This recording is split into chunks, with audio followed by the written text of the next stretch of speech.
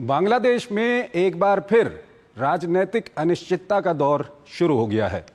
बांग्लादेश के सेना प्रमुख और अंतरिम सरकार के मुखिया मोहम्मद यूनुस के बीच तनातनी की खबरों के बीच मोहम्मद यूनुस ने अपने पद से त्यागपत्र की धमकी दे दी है। दरअसल बांग्लादेश में जल्द चुनाव कराने और म्यांमार के रखाइन प्रांत के साथ मानवीय गलियारा बनाने को लेकर बांग्लादेश सेना प्रमुख और अंतरिम सरकार के बीच भारी विवाद की खबरें हैं। ये रिपोर्ट देखिए। सेना का भरोसा खोने की खबरों के बीच राजनीतिक दलों ने बांग्लादेश की अंतरिम सरकार के प्रमुख मोहम्मद यूनुस के खिलाफ हल्ला बोल दिया है। सेना प्रमुख वकारुज्जमा द्वारा खुलेआम जताई गई नाराजगी के बाद से बांग्लादेश के राजनीतिक गलियारों में तख्ता पलट की अटकलें तेज हो गई हैं। इस दावे को हवा मिली गुरुवार को हुई सलाहकार परिषद की बैठक के बाद कहा गया कि यूनुस सहयोग न मिलने से नाखुश हैं और इस्तीफा देने के बारे में सोच रहे हैं। इस खबर पर छात्र नेता और यूनुस के करीबी माने जाने वाले नाहिद इस्लाम ने भी मुहर लगाई। यूनुस से मुलाकात के बाद नाहिद ने कहा कि उन्होंने बताया कि अगर सहयोग नहीं मिलेगा तो वे पद पर क्यों बने रहेंगे। हालांकि शुक्रवार को यूनुस के विशेष सहायक फैज अहमद तैयब ने इन अटकलों पर विराम लगाते हुए कहा कि यूनुस इस्तीफा नहीं देने जा रहे हैं, लेकिन बाद में उन्होंने फेसबुक की इस पोस्ट को डिलीट कर दिया। मौजूदा उथल पुथल का तात्कालिक कारण बीएनपी का विरोध है, जो अपने उम्मीदवार हुसैन को ढाका के मेयर के रूप में शपथ दिलाने की मांग कर रही है। पार्टी का आरोप है कि अंतरिम प्रशासन ने चुनाव आयोग के उस फैसले पर रोक लगा दी है जिसमें 2020 के विवादित मेयर चुनाव में हुसैन की जीत पर मुहर लगाई गई थी। इसे लेकर बीएनपी अंतरिम सरकार पर हमलावर है और लगातार विरोध प्रदर्शन कर रही है। शुक्रवार को बीएनपी ने यूनुस के 2 सलाहकारों और राष्ट्रीय सुरक्षा सलाहकार के इस्तीफे की मांग कर डाली। आलोचकों का तर्क है कि यूनुस के प्रशासन ने बीएनपी को दरकिनार करते हुए एनसीपी और जमाते इस्लामी के वफादारों को नियुक्त करके संकट को और बढ़ा दिया है। वहीं आंदोलनकारी छात्रों की पार्टी एनसीपी भी चुनाव आयोग के पुनर्गठन की मांग को लेकर ढाका के चौक चौराहों पर प्रदर्शन कर रही है। पक्षपात का आरोप लगाते हुए मौजूदा चुनाव आयोग के तहत चुनाव में भाग नहीं लेने की बात कह रही है। कभी यूनुस के समर्थक रही सेना के सुर भी तेजी से बदलते दिखाई दे रहे हैं। सेना प्रमुख जनरल वकारुज्जमा ने राजनीतिक स्थिरता की जरूरत पर जोर देते हुए यूनुस के सामने दिसंबर तक चुनाव कराने की मांग रख दी है। उन्होंने प्रस्तावित रखाइन मानवीय गलियारे को लेकर भी नाराजगी जताई।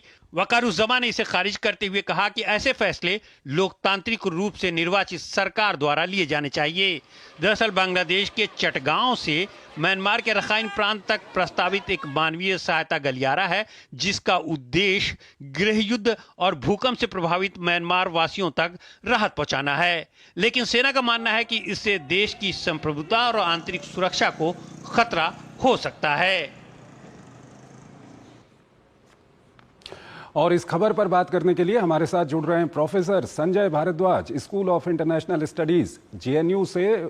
संजय जी, बहुत बहुत स्वागत है आपका हमारे इस कार्यक्रम में।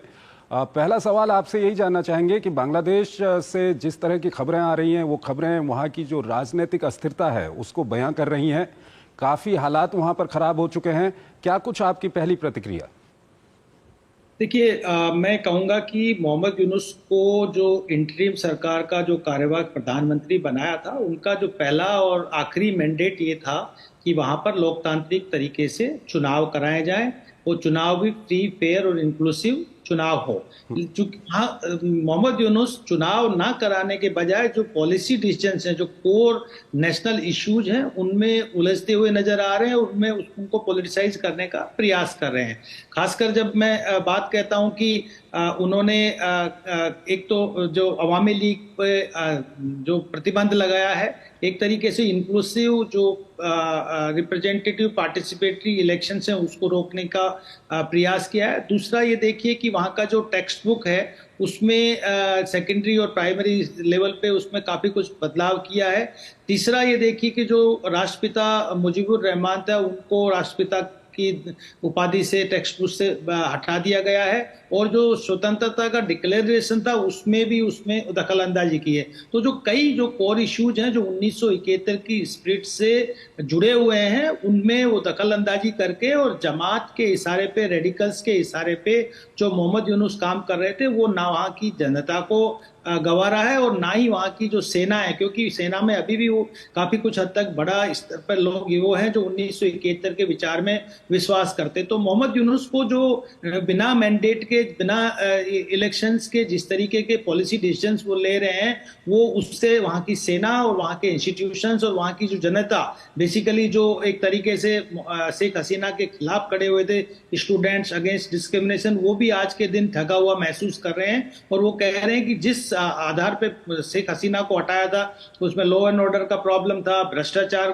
के इश्यूज थे, निपोटिज्म के इश्यूज थे, ऑथोरिटेरियनिज्म के इश्यूज थे, उनके आधार पे शेख हसीना को हटाया था।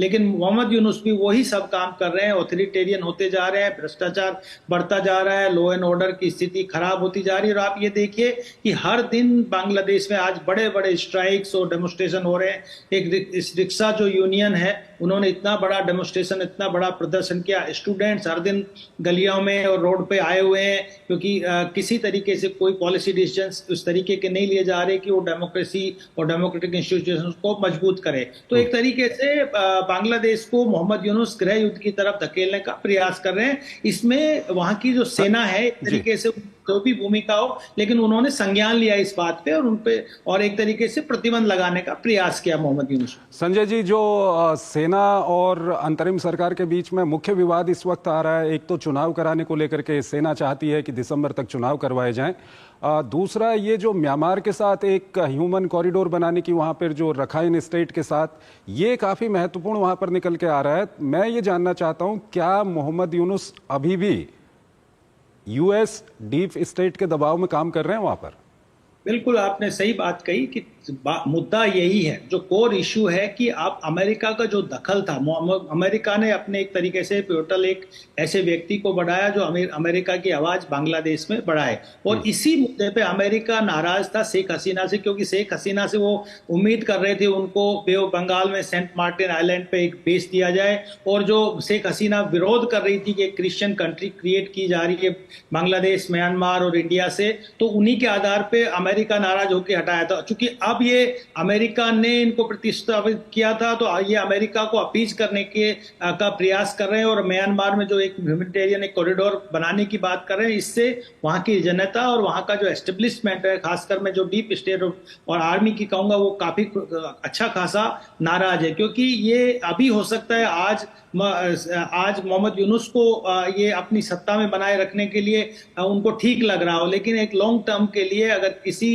एक्स्ट्रा रीजनल पावर्स को इस तरीके से अपना बेस दे देंगे, अपनी जगह दे देंगे, तो ये न केवल बांग्लादेश के लिए, पूरा ईस्टर्न साउथ एशिया सब रीजन के लिए एक बहुत बड़ा स्ट्रेटेजिक डेफिसिट क्रिएट हो जाएगा। और इसी बात को एक बात मैं और जोड़ना चाहता हूं कि शेख हसीना से भी चाइना ने भी कई बार प्रयास किया कि आप सोना दिया, डीप सी पोर्ट दे दीजिए, हम यहाँ पे इन्वेस्टमेंट करेंगे चाइनीज। लेकिन शेख हसीना ने कभी भी अपनी संप्रभुता से कोई कंप्रोमाइज नहीं किया, ना ही चाइना से किया, ना ही अमेरिका से किया। लेकिन अमेरिका जिस तरीके से मोहम्मद यूनुस का इस्तेमाल करके अपना एक स्ट्रेटेजिक डेप्थ बनाने का कोशिश करा, चाहे उनका मकसद कुछ भी हो, चाइना को कंटेन करने की बात हो या बैलेंस करने की बात हो, ये एक अलग मुद्दा है। लेकिन ये बात मान के चलिए कि लॉन्ग टर्म में ना केवल बांग्लादेश के, बाकी पूरा जो ईस्टर्न साउथ एशिया रीजन है, इसके लिए एक खतरा को अमोल लेना है। तो इससे एक बहुत बड़ा रोष है बांग्लादेश में और वहां के जो एस्टेब्लिशमेंट है, और इसीलिए मोहम्मद यूनुस के लिए मुश्किलें बढ़ती जा रही है। और क्योंकि वो अच्छा गवर्नेंस नहीं चला पा रहे हैं, ना लॉ एंड ऑर्डर है, ना कोई ऐसे चुनाव करा पा रहे, चुनाव में भी एक बहुत बड़ी बात संजय जी, इस सब के बीच जो खबरें वहां से छन छन के आ रही हैं, जिस तरह से आर्मी चीफ ने अपने सारे जो कमांडर्स हैं उनकी एक बैठक बुलाई, और बैठक के बाद हुआ ये कि मोहम्मद यूनुस ने एक बैठक बुलाई और उन्होंने कहा कि मैं इस्तीफा दे दूंगा, मेरे से नहीं संभल रहा है, इस तरह के जो हालात हैं इसमें मैं काम नहीं कर पाऊंगा। तो कहीं ना कहीं बांग्लादेश से एक मैसेज निकल के आ रहा है कि सेना और जो अंतरिम प्रशासन है, इसके बीच में जो टकराव है, कहीं ना कहीं मोहम्मद यूनुस को पद छोड़ना पड़ सकता है, या आने वाले 2-3 दिन में हम सेना के द्वारा कोई बड़ा कदम भी वहां पर देख सकते हैं?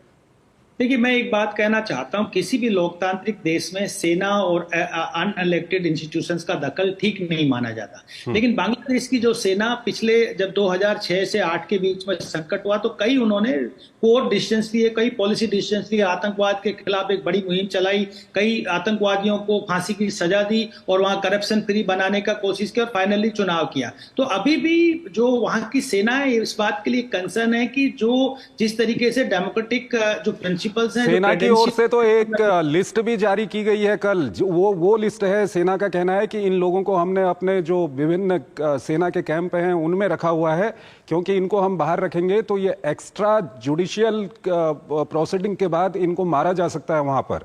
तो सेना की ओर से ऐसे लोगों की, जिसमें जज हैं, पत्रकार हैं, कई लोग हैं, एक लिस्ट भी जारी की गई है।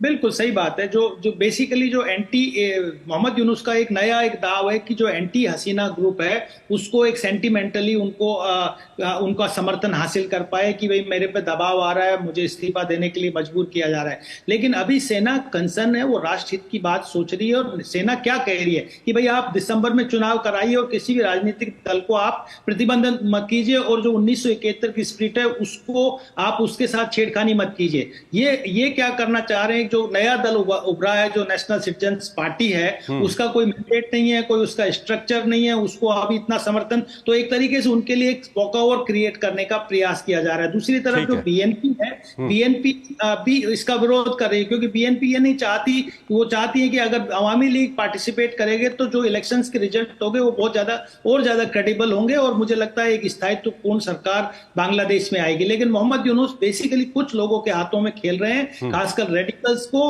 बांग्लादेश के अंदर, जमाते इस्लाम, और बाहर से आप जानते हैं कि जो डीप स्टेट पाकिस्तान का काफी इन्वॉल्वमेंट और अमेरिका का इन्वॉल्वमेंट रहा है। ये बांग्लादेश के लॉन्ग टर्म। ठीक है संजय जी, एक और महत्वपूर्ण विषय है, उस पर अभी हम बातचीत करेंगे। आप